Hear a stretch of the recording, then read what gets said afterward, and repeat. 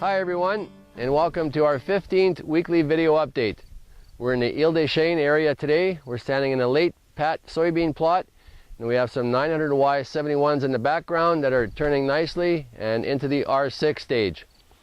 One thing I'd like to share with you is that since May 15th we've had 2,200 heat units as of last night, and since August 15th we've had 460 heat units, which has really accelerated the development of our soybeans and corn.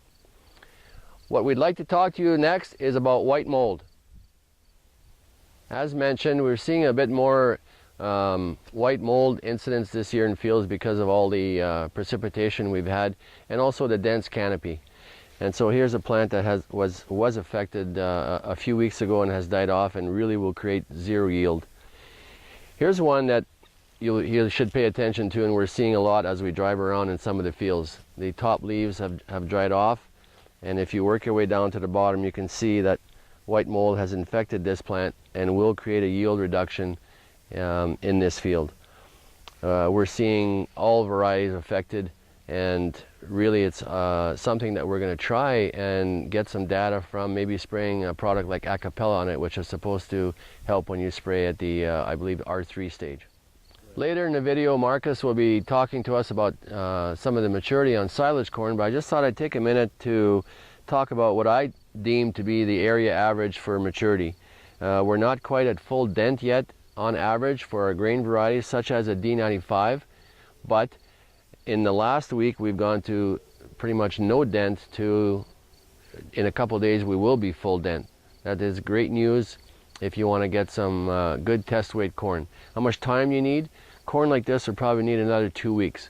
Looks like our forecast for the next 7 days is above average, which will really help us get there.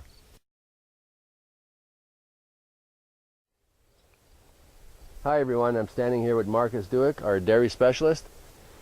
One thing I'd like to remind everyone is that our tour is this coming Friday, September 6th. The registration is at 9:30. There'll be a beautiful hot meal supplied after. We have transportation lined up, and we hope to see you there. Marcus is going to talk to us a little bit about how we're doing in terms of silage timing. Well, that depends a lot on which hybrid you are growing for silage. If you're growing an earlier variety like 39D95, or like this cob that's 2,175 heat units, it's denting very heavily, and we're going to be looking to chop this in a week to 10 days. If you're growing a later hybrid that's 2,600 heat units like P8651 or P8581, like this cob is, it's not denting yet. We're looking at more like 3 weeks before we're going to want to be into this field chopping silage.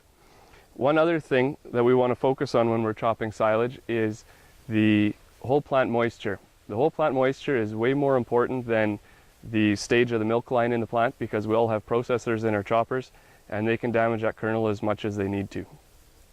Right now I'm also standing in a silage PKP plot. We've got 3 of these in the area, and we're going to be weighing these off and checking them for digestibilities this year yet too, to get you guys even more info on these hybrids.